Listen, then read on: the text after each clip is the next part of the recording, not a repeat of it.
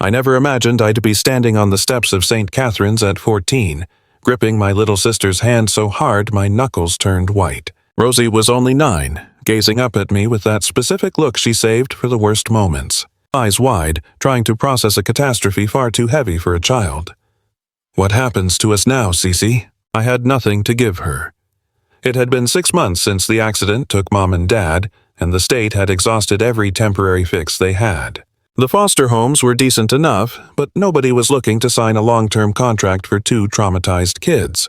Taking in 1 child was manageable, they always reasoned, but nobody wanted the package deal. Nobody wanted the baggage of siblings. I recall the caseworker laying it out for me, expecting me to be reasonable, expecting me to just nod and accept that the world saw our bond as an inconvenience. She threw around terms like placement stability and permanency planning.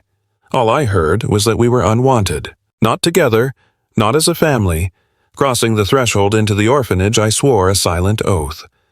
I became Rosie's protector that day. I would drag us through this. I would find us a sanctuary, even if I had to build the walls myself with bare hands. But as weeks bled into months, that vow felt heavier to carry. St. Catherine's wasn't a dungeon exactly. The staff were kind, the beds were warm, and we were fed, but it wasn't a home. It was a warehouse for waiting children, a holding pattern where everyone prayed to be picked. They painted the walls a sunny yellow, but bright colors can't mask the scent of bleach and mass-produced cafeteria mystery meat. And yellow paint doesn't muffle the sound of sobbing after lights out. Kids, grieving parents, siblings, and the lives they lost. At least Rosie and I had each other. We were richer than most in that regard. But that same bond was the anchor dragging us down. Prospective parents wanted clean slates, babies or toddlers, not a teenager and a shadow she refused to let go of. I watched couples tour the facility, their eyes sliding over me like I was part of the drywall. Too old, too complicated, too much history. After 4 months, I stopped looking up when the door opened. Hope evaporated like rain on hot asphalt. One morning, I decided nobody was coming to rescue us. I had to be the rescue party. In 3.5 years, I'd be 18. I could work, scrape together cash, and lease a tiny flat. It would be humble, but it would be ours. Rosie would be 13 by then.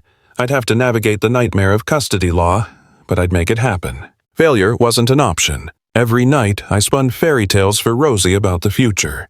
I described a little apartment with a window box overflowing with petunias, a kitchen where I'd recreate all of Mom's recipes, a living room where we could just exist, Friday night movie marathons, piles of blankets, popcorn, and absolutely no staff members enforcing a curfew. She would drift off with a smile on her face. I would lie there staring at the ceiling, terrified of the logistics. Insomnia was my only hobby. Then came a Tuesday in November. Mrs. Bellamy, the director, summoned us. A cold dread settled in my gut the moment she called our names. An office visit usually meant a transfer to a new facility, or the final severing of sibling ties. I had witnessed it 3 times already. Kids walking in as a pair and leaving solo, screaming as they were torn apart. I squeezed Rosie's hand until I felt her pulse. Whatever Mrs. Bellamy was planning, I was ready to go to war. They weren't separating us. I didn't care about the consequences. I'd grab Rosie and run before I let them split us up. I had 3 different escape routes mapped out in my head for this exact scenario. But when we stepped into the office, 2 strangers were seated opposite the desk. An older couple, likely in their late 60s or early 70s.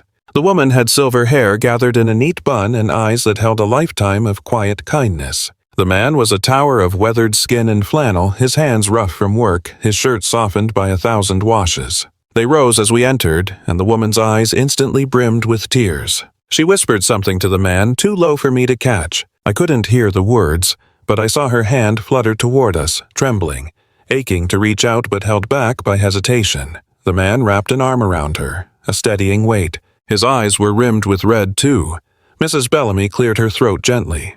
She listed our full names, Cecilia and Rosemary, then gestured to the strangers.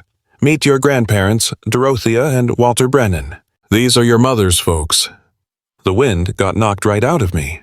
Grandparents? That word wasn't supposed to exist for us. Mom always claimed she was an orphan by the time she was a kid. That was the gospel truth in our house. Just us, Dad, and no one else. That emptiness is exactly why St. Catherine's became our address. We had 0 safety net. No blood relatives to cushion the fall. No aunts, cousins, certainly no grandparents. We were drifting solo, or so I thought. The older woman stepped closer, her hands hovering in the air as if she was pulled toward us by a magnet. When she finally spoke, her voice cracked. "We had no idea," she whispered. "We didn't know you girls were out here, your mother and us. We lost each other a lifetime ago." She packed her bags at 18 and vanished. We searched, but she scrubbed her tracks, changed her name, moved across state lines. We even paid private eyes, but the trails always froze over. She stopped, brushing away tears with a rough knuckle. We made peace with never seeing her face again. It never crossed our minds she'd have babies, that we were grandparents. Then the man chimed in, his tone low and scratchy, sounding like tires crunching over gravel. "Caught the accident in the papers, saw the names Cecilia and Rosemary, and they printed your mama's maiden name right there in black and white. Fighting through the foster system took months, but we finally made it." He locked eyes with me, and I saw a glimmer there I couldn't place right away. It took a beat to sink in. It was hope. "If you're willing," he murmured, "we'd like to bring you home." Beside me, Rosie squeezed my fingers until they turned white. She was shaking, or maybe I was. The vibration ran between us so hard I couldn't tell where it started. I was struck dumb. Total strangers. They wore the label of family, but I didn't know them from Adam. Mom never breathed a word about them. Could be a clerical error. Or worse, a con. What if they drag us out there only to return us like defective merchandise? We'd been down that road. Mrs. Bellamy must have read the panic in my eyes and teared. "I've checked it all, Cecilia. IDs, birth records, even the DNA matches. It's solid. They are your blood. They've jumped through every hoop. Background screenings, home inspections, the works. They run a farm out in Millbrook County, about 3 hours' drive. There's ample space for 2 girls. They've filed for guardianship." The older woman gently shook her head. "No, we want to be family. I know your heads are spinning. We're strangers to you, but we're asking for a shot. Let us look after you. Let us do what we never got to do for your mom."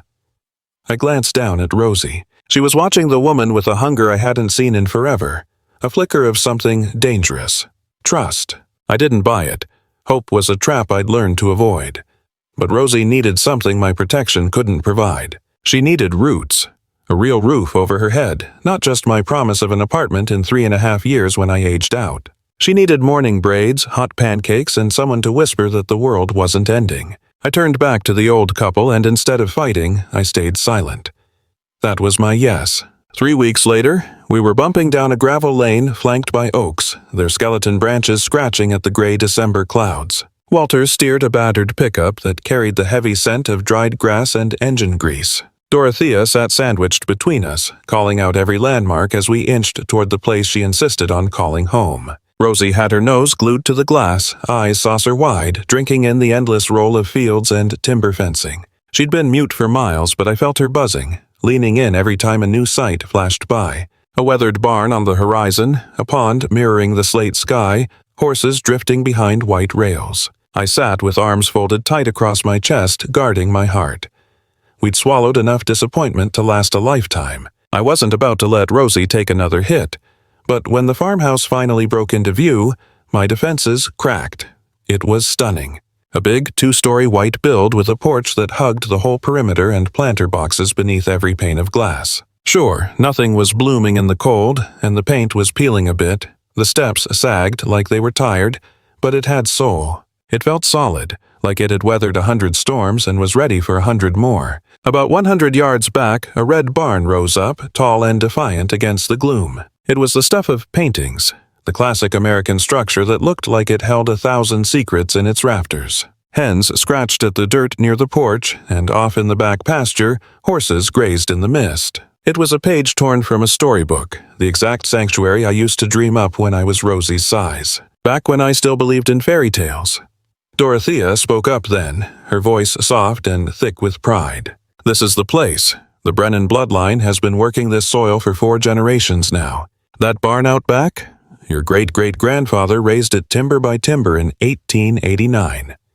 This was your mother's whole world once, running these pastures, scrambling up these very trees. When she faced us, her eyes were swimming with unspilled tears. And now," she whispered, "you've come home." The beginning was disorienting. Dorothea and Walter had the upstairs ready and waiting, 2 rooms curated with a level of care that caught me off guard. My bed was topped with a patchwork quilt, a sea of midnight blues and royal violets that Dorothea had pieced together by hand. Looking at the tiny, precise stitches, I knew this wasn't a weekend project. This was months of solitary dedication. That first night, I traced the seams in the dark, trying to pinpoint when the needle first pierced the cloth. Was it stitched in anticipation of our arrival, or was it just a way to keep her restless hands occupied while waiting for a phone that never rang? Rosie's sanctuary was a burst of sunshine, yellows and whites defying the bleak December gray outside. Plush toys lined the walls, watching over a solitary rocker by the glass. A modest shelf held a collection of stories, their bindings worn soft and colors bleached by time. Flipping one open, I found a signature scrawled on the flyleaf, Lorraine. It was our mother's name, back before she became someone else. We were living in her history. This space had been hers. It was obvious Dorothea and Walter were trying desperately to make us feel like we belonged. Not a speck of dust remained. Every angle of the room had been scrubbed and staged with intention. Still, I couldn't exhale. I kept bracing for the collapse. This felt like a fantasy. People don't just swoop in and rescue you without a catch. That hasn't been my experience with the world.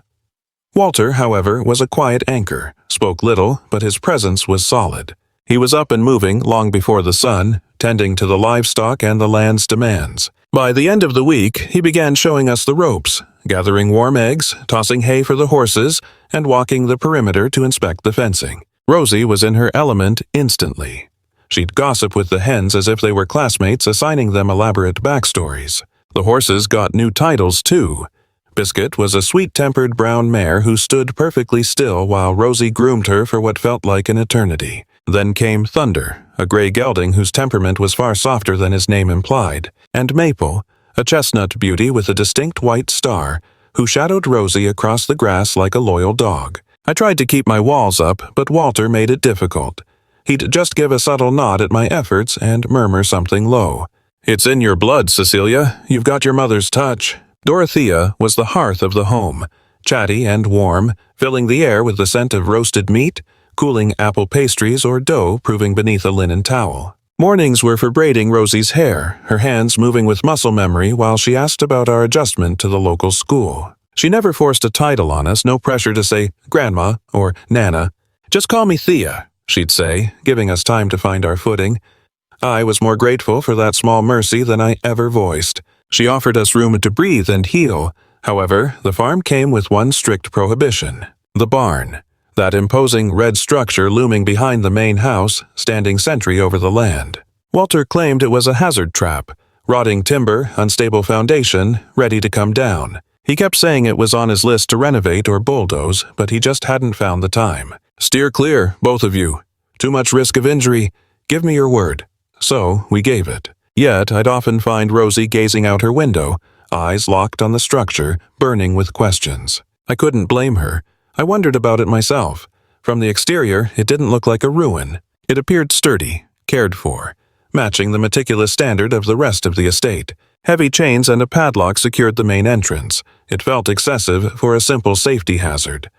Why fortify a wreck? What were they hiding? I tried to silence my paranoia, reminding myself that Dorothea and Walter had proven themselves over the last month. They offered nothing but gentleness and patience. They were handing us a life, a lineage, a tomorrow. I had no grounds to doubt them simply because they had one off-limits outbuilding. Every household has its secrets and rules. I accepted this as theirs. Then, 4 weeks in, hushed tones from the yard pulled me from sleep.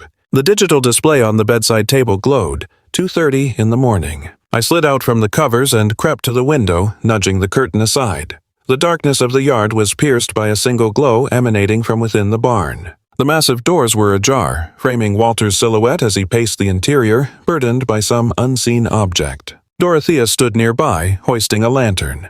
They were conversing in murmurs, their words lost to the distance and the wind. I stood vigil for perhaps 20 minutes, watching them shift crates and inspect something. At one point, Walter faded into the gloom of the structure's interior, leaving Dorotha solitary against the frame of the entrance. Her posture collapsed, as if she were bearing an invisible, crushing burden. Upon his return, he wrapped her in an embrace, and they lingered there, anchored to one another. The distance blurred their expressions, yet the desperation in their clasp sent a dull pang through my heart. They resembled two castaways clinging to driftwood in a gale. Finally, they resecured the heavy lock and trudged back toward the main house. My mattress offered no rest that night. The question burned. What business demands attention in the dead of darkness? What exactly sat inside that structure, requiring a visit at 2 in the morning? Perhaps it was simply a trove of heirlooms or expensive machinery. Maybe insomnia drove them to sort through the debris of the past. Logic offered a dozen harmless scenarios. My gut, however, screamed that the equation did not balance. Regardless of my vow to respect their boundaries, and notwithstanding the sanctuary Dorotha and Walter had provided, the truth had to be unearthed. If you have journeyed with us this far, I am curious about your perspective. What mystery lies behind those timber walls? Are they concealing a hazard, a fortune, or a reality we have yet to comprehend? Tap the subscribe prompt and share your hypothesis below. Your intuition might align with the coming revelation. Returning to the narrative, the tension was about to break. I spent 72 hours biding my time. 3 days of quiet observation, mapping their habits to pinpoint the perfect window for an undetected entry. Shame washed over me. It felt like a violation of the trust they were cultivating. Yet, the gnawing need for answers overpowered my conscience. Above all, I had to ensure our survival. We had endured too much trauma to accept appearances without verification. Life had drilled that harsh truth into me. A warm smile often masks a cold intent. Domestic comforts and lessons on horsemanship were not enough to lower my defenses. The inevitable moment arrived on a frigid Saturday morning. Walter departed for the feed depot, a round trip that guaranteed me at least 2 hours of solitude. Dorotha was immersed in the rhythm of kneading dough, her hands coated in white dust. The aroma of rising bread filled the air. With Rosie captivated by the television, I announced a need for fresh air. Her eyes remained glued to the screen. I strolled toward the woods to feign innocence, then doubled back through the brush, pulse hammering. The iron lock held the main doors shut. A quick testing pull confirmed its solidity. Walter was a thorough man. I skirted the building's edge, seeking a flaw in the armor. The windows were unreachable. Just as defeat loomed, a defect revealed itself. On the blind side of the structure, away from the house's gaze, a plank of siding had detached near the foundation. The weathered timber yielded with a low Protestant creak when I applied pressure. I froze. Silence followed. The aperture was narrow but passable. Flattening myself against the earth, I dragged my body forward, soiling my coat in the mud. Wood shards snagged my fabric, but I shimmied until I breached the interior. Rising in the gloom, I waited for my vision to sharpen. The space felt vast. Beams of day pierced the gaps in the roof, illuminating dancing motes of dust. Ancient implements rusted on the walls, bales of straw occupied the corners. A dormant tractor sat beneath a shroud of grime, a relic of a different era. To the casual observer, it was a quintessential storage shed for agricultural debris. Then, the anomalies stood out. Modern cartons sealed with fresh tape, portable cooking gear, pristine blankets, and a library of non-perishable sustenance. The arrangement suggested a strategy for long-term isolation, a bunker for the end of days, or a kit for a sudden flight. I ventured further. My boots thudded against the timber, the very timber Walter claimed was decayed and perilous. Under my weight, the wood held firm. I pried the lid off one crate and found neat stacks of clothing inside. Blouses and skirts that looked to be Dorothea's size, while the neighboring carton was packed with men's workwear. A third container was a makeshift pharmacy, sterile gauze, antiseptics, and rows of amber pill bottles bearing names that meant nothing to me. Way in the back, tucked behind a wall of hay bales, a wooden ladder rose toward the loft, almost invisible in the gloom. I froze, staring into the shadows overhead. I had already crossed a line. My gut told me to run before I stumbled onto something I could not unsee, but curiosity had its claws in me. I had to know what they were hiding. The rungs groaned in protest under my boots as I began to climb. It was dim up top, dust motes dancing in the single shaft of light from a tiny window. Once my vision cleared, the sight that greeted me made the air leave my lungs. Someone was living here. A floor mattress lay made up with pillows and quilts next to a battery-operated lantern. It was a bunker. Stockpiled rations, jugs of water, paperbacks leaning against the cedar planks, and a portable heater for the cold nights. But it was the far wall that drew me in. It was plastered with newspaper cuttings pinned up like a detective's board. I stepped closer, fumbling for my phone to bathe the paper in white LED light. My grip was so shaky the beam danced across the headlines. The words churned my stomach. Local family vanishes after home invasion. Manhunt for Brennan couple continues. Fugitives armed and dangerous. The grainy black and white photos left no room for doubt. It was Dorothea and Walter. They looked younger, perhaps 15 or 20 years fresher, but those were their faces. The same crinkling eyes, the same weathered skin and working hands I saw every day at breakfast. I scanned the text. According to the reports, Dorothea and Walter Brennan were accused of brutalizing a man on their property 20 years ago. The victim claimed he had been invited over to inspect a horse for sale. Instead, he was ambushed, beaten within an inch of his life, and held prisoner in a barn for 3 days before breaking free. He went straight to the law, but Dorothea and Walter vanished before the handcuffs could click. The wall chronicled their ghost life. Sightings reported across state lines, the trail going cold, and the endless investigation. There was speculation on their whereabouts, followed by a long silence, and then the recent clippings. Obituaries for our parents, the car accident, Rosie and me ending up in the orphanage, and a fluff piece from a local paper about the benevolent grandparents stepping out of the shadows to rescue their kin. Bile rose in my throat. It did not make sense. Dorothea and Walter had been our sanctuary. They gave us a home when we had nothing. They made us feel safe. Yet here was the proof.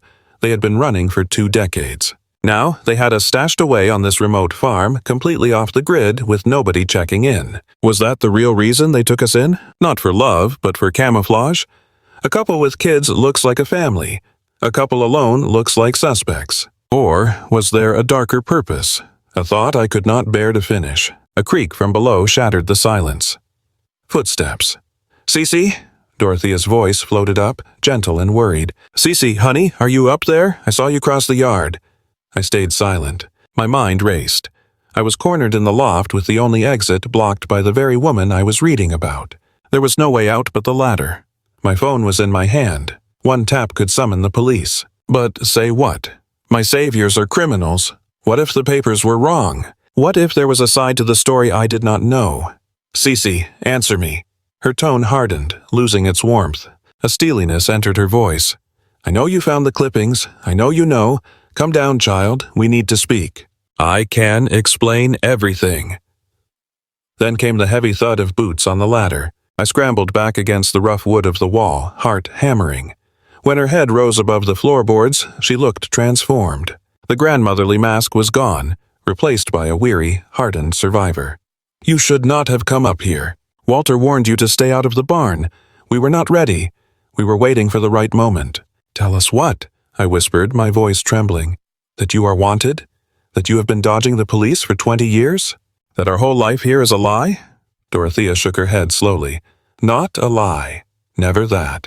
We are your blood. We did lose your mother, and we searched for her every day. That pain was real." She paused. I pointed a shaking finger at the wall. "But the assault? The kidnapping? The running?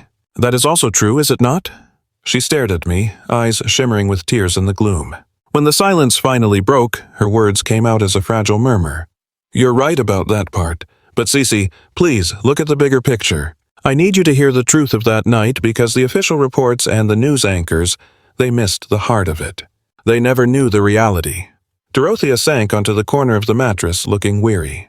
Her posture collapsed, as if 20 years of carrying a heavy burden had finally crushed her. She patted the spot next to her, a silent invitation, but I hugged the wall, tense and prepared to bolt. She saw my fear and let it be. With a heavy sigh, she began to unravel the past. "That stranger who arrived on our land 20 years ago? He wasn't there to buy livestock." She steadied herself before dropping the name. "Vincent Mercer. Long before your dad came along, he was your mother's first husband." The ground seemed to drop out from under me. "Mom had a life before Dad?" I stammered. Dorothea gave a solemn nod. She was only 19 when they crossed paths. He was older, polished, looked like a catch, but we saw the cracks. We knew she was too green and he held the reins too tight. Your mother wouldn't hear it. She was convinced it was love, or maybe just infatuation. She married him despite our warnings and left home. Dorothea brushed away a tear. That was the beginning of the end. She eventually poured it all out to me. The mask slipped once the ring was on. He turned into a jailer, jealous, angry, and dangerous. She called us late one night, sobbing, unable to hide the marks anymore. We pleaded with her to pack a bag and return to us. She promised she would leave, file the papers, but Vincent caught wind of it. He didn't just threaten her, he threatened us. He swore he'd torch the farm, slaughter the animals, and reduce our lives to ash. Fear for us, not herself, drove her.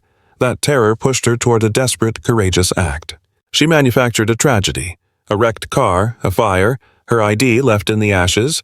She vanished into thin air. New identity, new state, a blank slate. She gambled that her death would buy our safety. For a time it held. He played the grieving widower well enough. Life went on until it didn't. Dorothea's voice dropped. 5 years later, the charade collapsed.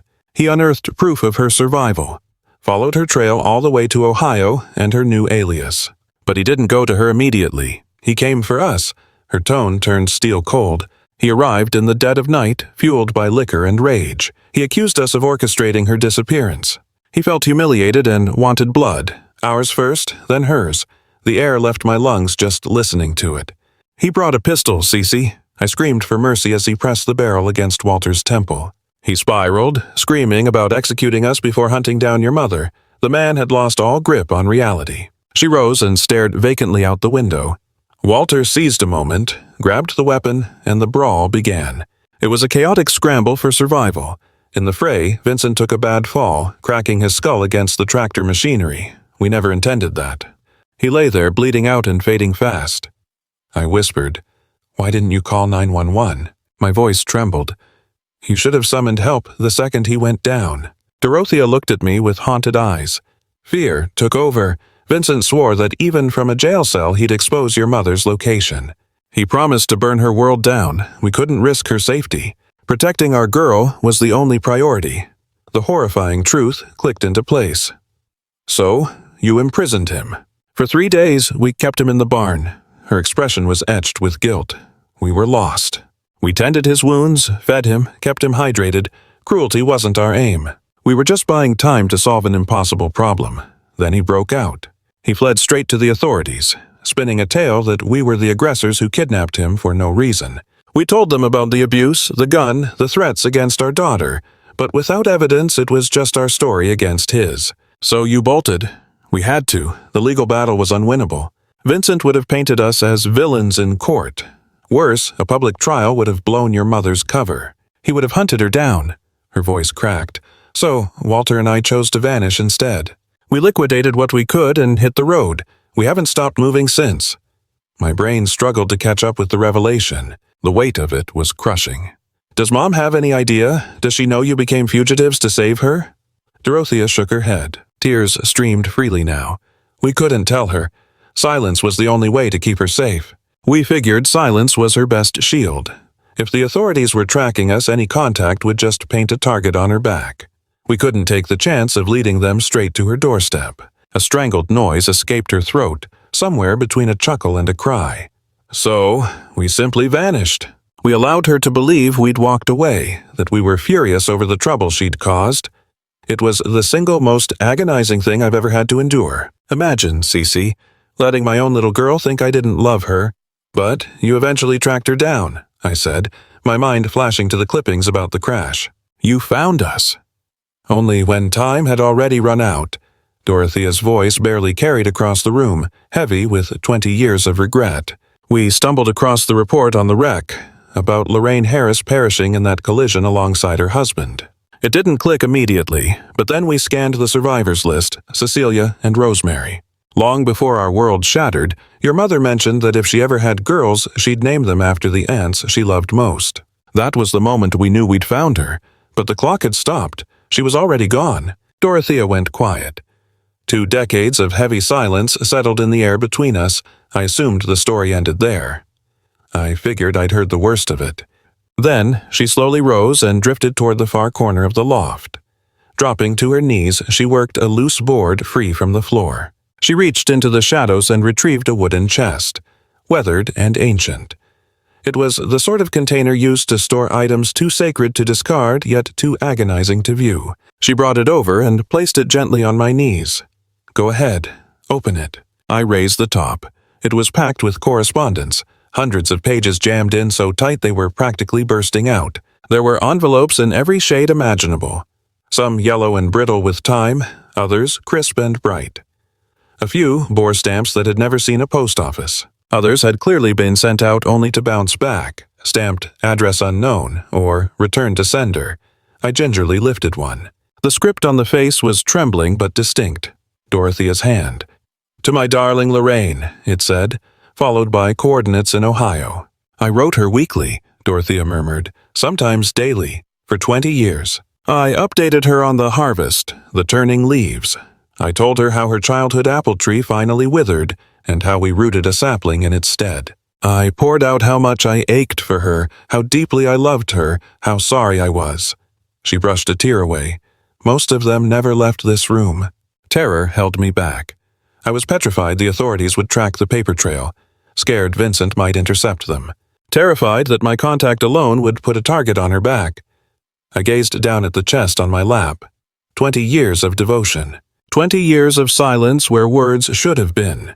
20 years of a mother screaming for her child across a void that couldn't be bridged. "I did try with some," Dorothea went on. "You can see the ones that came home. Address unknown." She left no trail. She stayed on the run, stayed hidden, but I kept writing regardless, even knowing the ink would never find her eyes. I withdrew one of the rejected envelopes. The postmark dated back 15 years. Red ink slashed through the destination. I slid it open. "My darling girl," it started. "Today is your birthday. I made a cake, even with no one here to share a slice. I lit the candles and sent a wish out into the dark for you. I wished for your safety. I wished for your joy, and I hoped that one day, somehow, you'd realize my love never faded. Not for a second." The page trembled violently in my grip. This wasn't merely a collection of paper. It was 2 decades of sorrow made tangible. 20 years of affection with no outlet. 20 years of a mother's heart shattering, piece by piece. Solitary in the gloom, scripting sentences her daughter would never see. I raised my eyes to Dorothea. She wept freely, abandoning all pretense of composure. "She never knew," I whispered. "Mom never knew you were still reaching for her." Dorothea signaled a no. Not until the end, and by then it was too late. "Listen, if you're still following this journey, I need your input. What's the right move for Cece here? Should she dial the authorities and hand her grandparents over? These are the people who took her in when the world turned its back. But they're also fugitives who've evaded the law for 20 years. Do you trust them? If you stood where I stand, what choice would you make? Drop a comment and share your perspective. And ensure you're subscribed so you don't miss the fallout. Cece is on the verge of a decision that will alter the course of everything. Sleep evaded me that night. I lay awake, eyes fixed on the ceiling, that wooden chest resting on the floorboards nearby. I'd combed through dozens of the letters. Every page dripped with affection, longing, and that specific agony of mourning someone who is still walking the earth. My grandparents had lost 20 years to missing my mother. 20 years of drafting unsent messages. 20 years living with one foot out the door, ready to bolt. And all of it to shield her from a beast. Meanwhile, my mother spent 2 decades believing she'd been discarded. She passed away never knowing the reality of it. I couldn't process that fact. I didn't know how to carry any of it. When dawn broke, I autopiloted through the morning chores. I gathered eggs from the coop. I tagged along with Walter to inspect the perimeter fencing near the rear meadow, then later joined the family for supper, silently picking at the braised beef Dorothea had prepared. My school books were spread across the kitchen counter, but my eyes kept drifting to the window where Rosie was frolicking in the grass with the dog. My thoughts, however, were miles away, caught in an endless loop of the dark secrets I had unearthed. Every glance I caught from Dorothea and Walter held a quiet terror, a silent plea hanging heavy in the air between us. They existed in a state of suspended animation, bracing themselves for my verdict, acceptance or betrayal. They applied no pressure, they posed no questions. They simply endured the silence. By night, number 2, I had retrieved my mobile device and searched for the sheriff's contact details. My thumb hovered just millimeters above the screen. A single tap would end this. One sentence to the dispatcher and their cover would be blown forever. Patrol cars would swarm the driveway, handcuffs would click, and the fragile sanctuary we had found would shatter instantly. Rosie and I would be thrust back into the cold machinery of foster care, just 2 more unwanted files in a dusty cabinet. I locked the screen and set the device aside. On the third day, while I was grooming Biscuit in the stables, Rosie burst through the doors. The winter chill had painted her face pink, but her eyes danced with a joy I had not seen in years. This place had transformed her. She seemed vibrant again, echoing the carefree spirit she possessed before the accident stole our parents. "Cece, listen," she chirped. "Grandma Thea is showing me the secrets of apple pie. She's letting me handle the rolling pin all by myself." I stood paralyzed. That title, Grandma, was new. Before I could process it, Rosie delivered a sentence that dismantled my defenses completely. She cocked her head to the side, wearing that look of disarming sincerity only children possess. "You know, Cece," she said softly, "I haven't seen you look happy since the funeral." I blinked, confused. "What are you talking about? I smiled just yesterday when Walter put me behind the wheel of the tractor. And this morning with the hens," she countered. "You were a ghost at the group home. Never even a grin." She shrugged, as if stating a simple fact of nature. "This place feels good, Cece. I really hope we get to stay." She dashed back towards the farmhouse, yelling updates to Dorothea.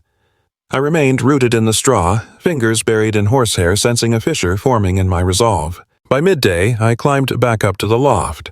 My intention was no longer investigation, but understanding. I approached the cache of correspondence again. I required absolute certainty before I acted. Perched on the dusty mattress, I sifted through the stack until a foreign envelope stopped me cold. The script on the front did not match my grandmother's hand. The address was typed, the paper crisp and formal. The seal had been broken long ago. The letterhead belonged to a firm in Ohio, my mother's old stomping grounds. Then I noticed the timestamp. It was dated merely 14 days prior to my grandparents' sudden arrival at our care facility. In 2 short weeks, they had digested the news, located us, and mobilized. They had not hesitated for a moment. The document within was penned by the executor of the Harris estate.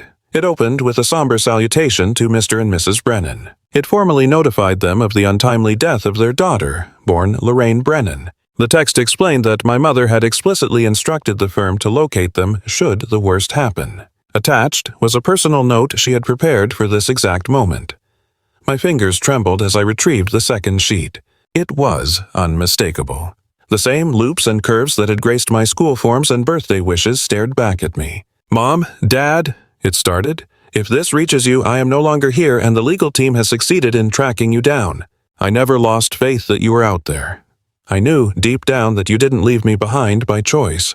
It took years to assemble the puzzle, scraps of old headlines, hushed conversations, and the silence where answers should have been. But eventually the picture became clear. I understand Vincent's actions. I understand the lengths you went to for my safety and why you had to vanish. You have my full forgiveness. That forgiveness was granted years ago. I regret staying silent, but terror held me back. I feared that seeking you out would lead them right to your door. I was terrified Vincent would catch wind of it, and that I would dismantle the safety you sacrificed everything to build. Please know my life was full. I found a partner who cherished me, and we were blessed with 2 girls, Cecilia and Rosemary. They are my universe.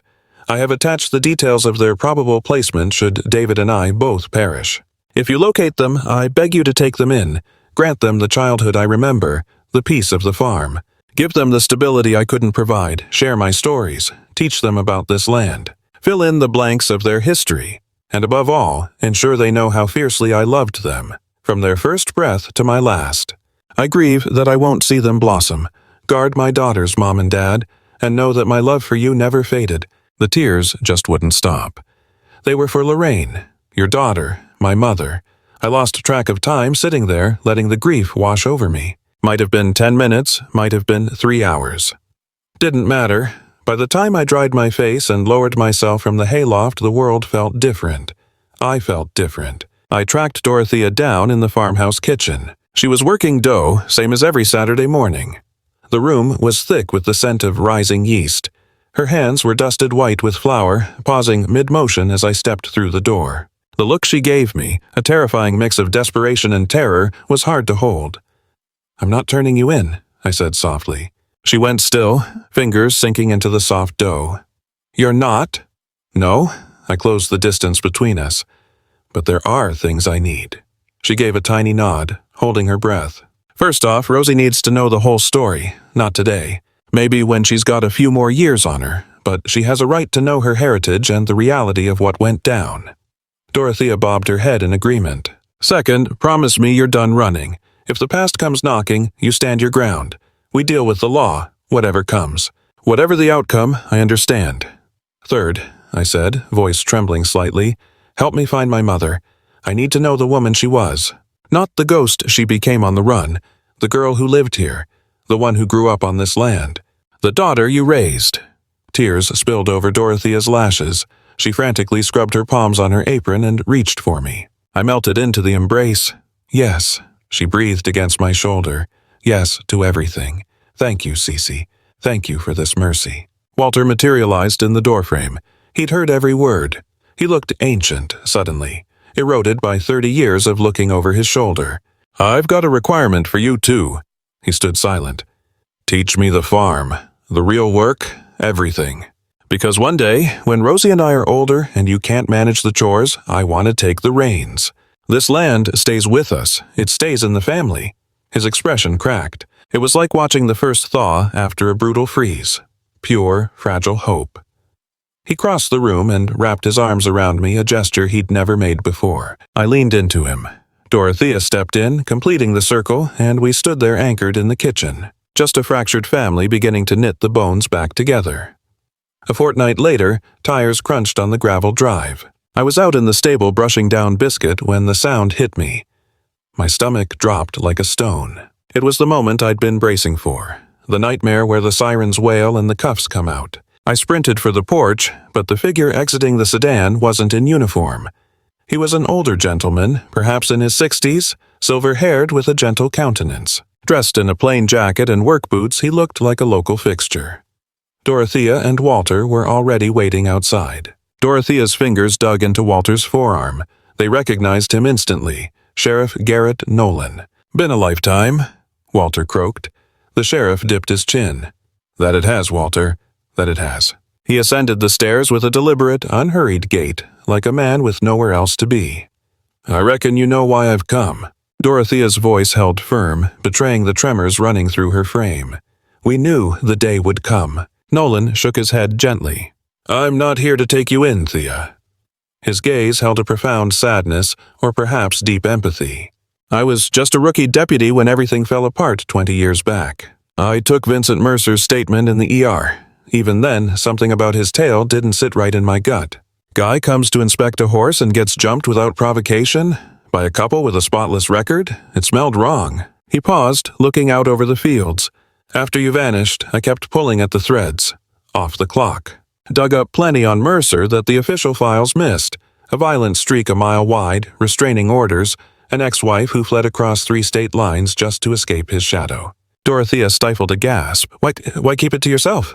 I tried, but you were already ghosts. The trail went cold, and the world kept spinning. His eyes found me hovering by the screen door, his face softening. Word reached me that you'd taken in your kin. That's why I'm standing here. To deliver news I should have brought you ages ago. He dipped a hand into his pocket and retrieved a folded document. The statute of limitations ran out on your charges 5 years back. Nobody can touch you now, even if they wanted to. The book is closed for good. Walter's hand sought Dorothea's. They were trembling in unison. There's one more thing, the sheriff added, his voice dropping to a murmur. Something you need to hear. Vincent Mercer is gone. Dead 8 years now.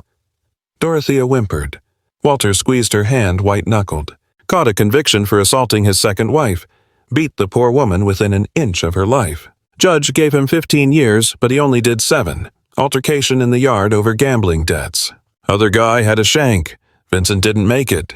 He regarded Dorothea and Walter with a look of quiet grace. I realize it is a brutal truth to swallow, learning that the monster who tormented your family met a violent end behind bars, but you deserved the full story. His reach is gone.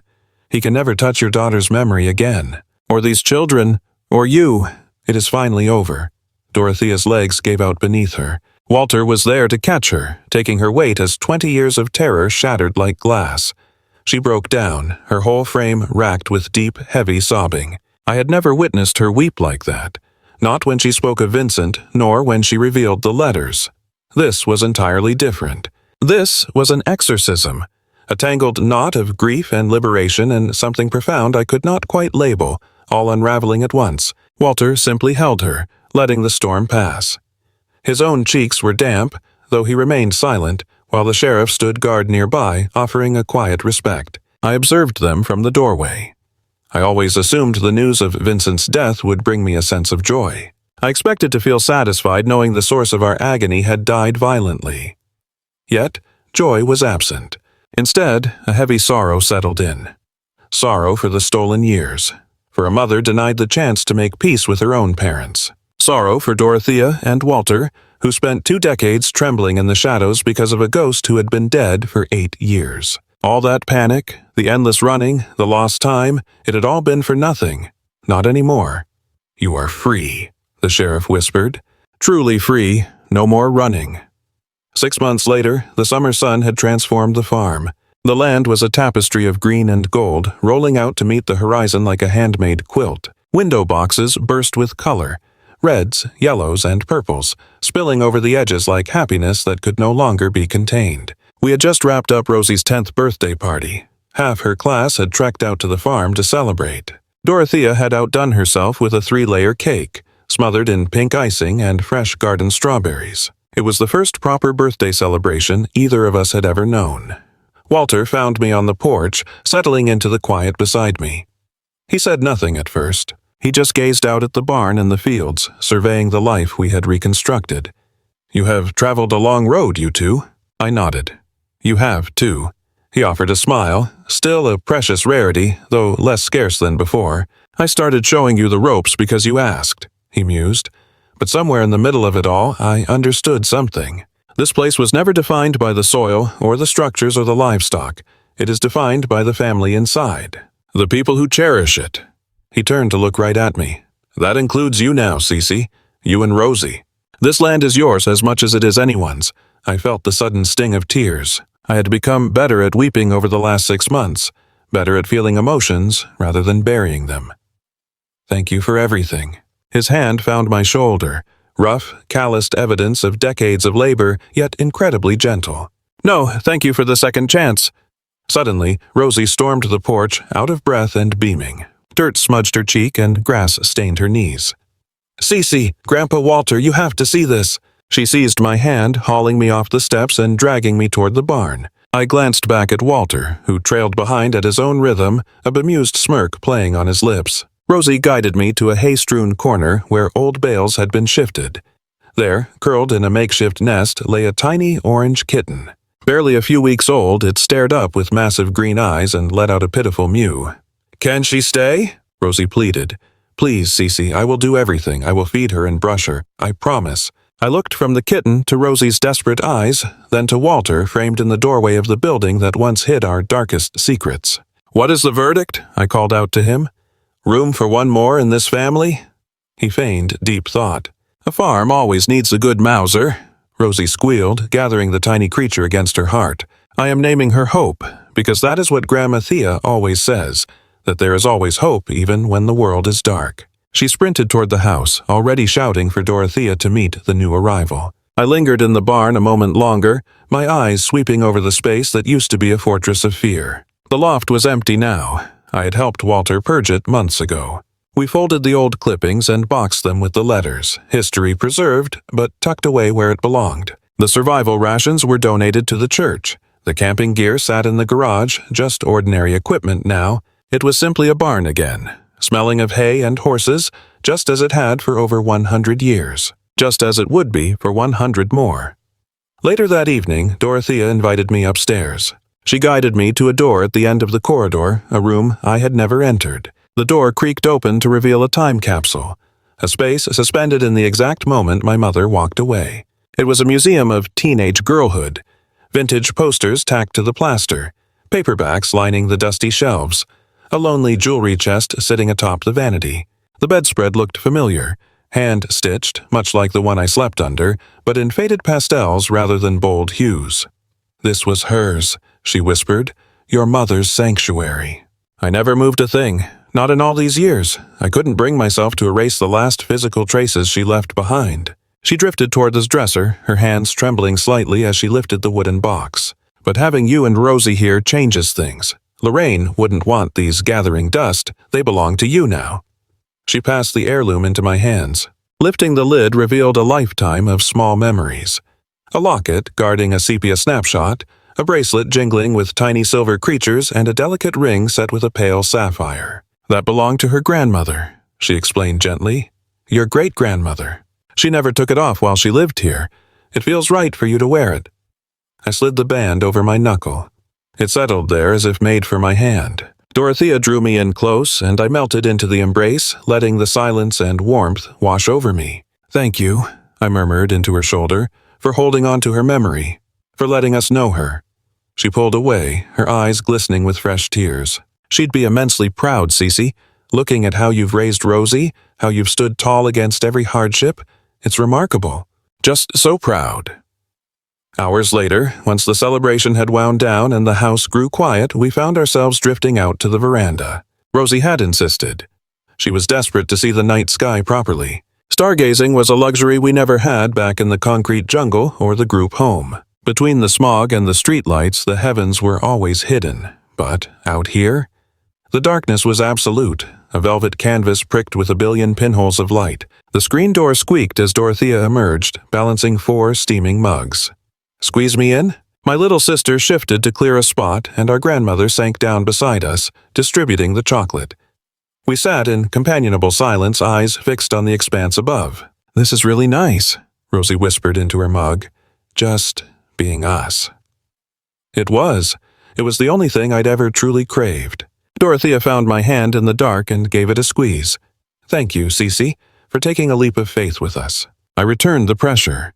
Thank you for never quitting, on Mom or us. A shadow fell across the threshold as Walter joined us. He surveyed the scene, and his expression softened, looking like a man who had finally found the missing corner of a jigsaw puzzle. Any space left for an old man? Rosie let out a giggle. You sound just like Grandma. A grin crinkled his eyes as he claimed a spot on the stairs. 50 years of marriage will do that to you. You start sharing a brain. Dorothea's laugh rang out, clear, vibrant, and completely unburdened by the grief she'd carried for decades. We lingered there, a knit-together family under the cosmos, sipping warmth while the night chorus of crickets and restless horses played in the distance. Grandma Thea? I'm here, darling. Do you think Mom and Dad are watching? The silence stretched for a beat before Dorothea raised a finger toward the zenith. See that brilliant one? The steady light? Rosie bobbed her head. That's them. Keeping an eye on things, making sure you're safe. A content smile spread across Rosie's face as she burrowed into my side. They'd love this place. They'd be glad we came home.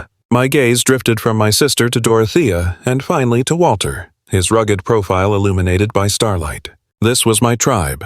Flawed, complex, marked by 20 years of tragedy and silence, but undeniably mine. Rosie's earlier comment about the kitten echoed in my mind. Hope.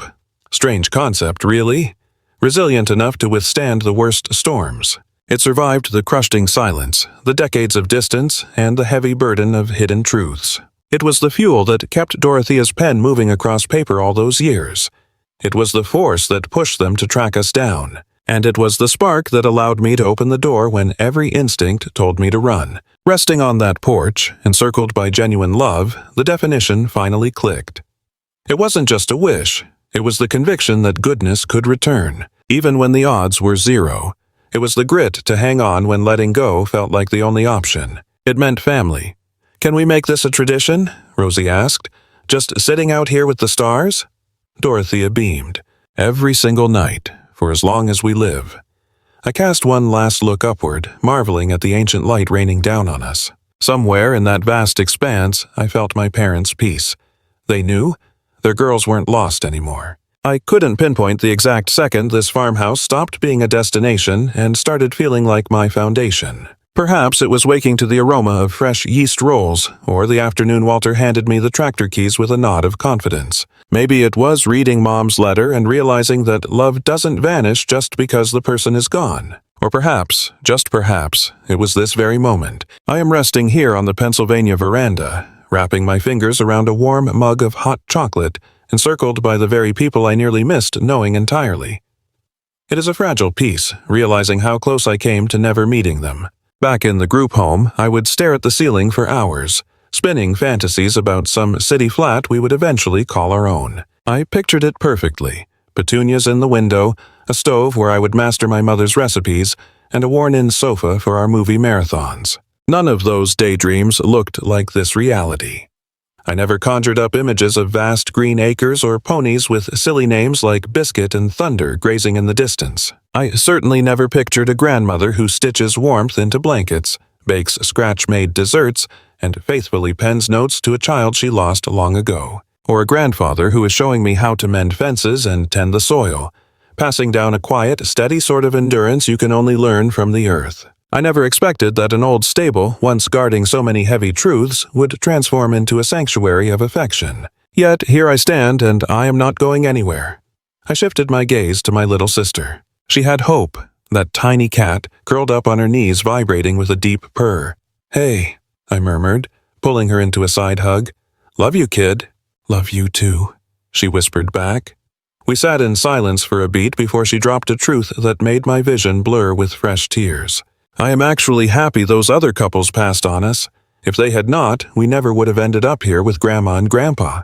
We would have missed out on finding where we truly belong." My voice failed me, so I just squeezed her shoulder. She had a point. Every single rejection, every door slammed in our faces.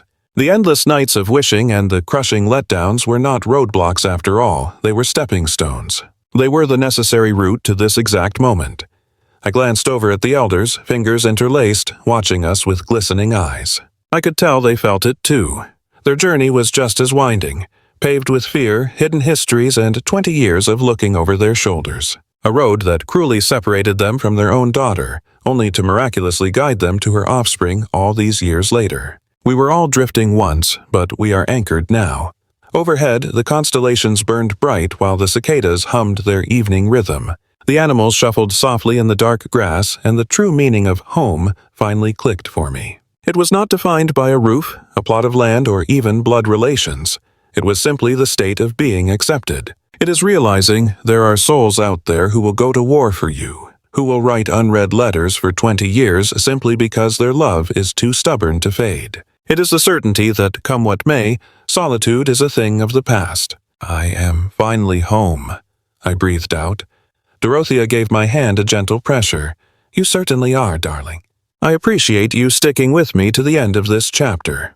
If this narrative resonated with you, please consider following our journey by subscribing. This space is dedicated to resilience, new beginnings, and discovering kin where you least expect to find them. I would love to read your thoughts. Have you ever struggled to pardon someone for hiding the truth from you? Or maybe you stumbled upon a community that became family. Has a do-over ever completely shifted your trajectory? Drop your experiences in the discussion section. Your perspective is valid and important, and do not forget the lesson Rosie shared today. Hope is never truly gone. Even in the darkest valleys, a light remains. Catch you in the next video.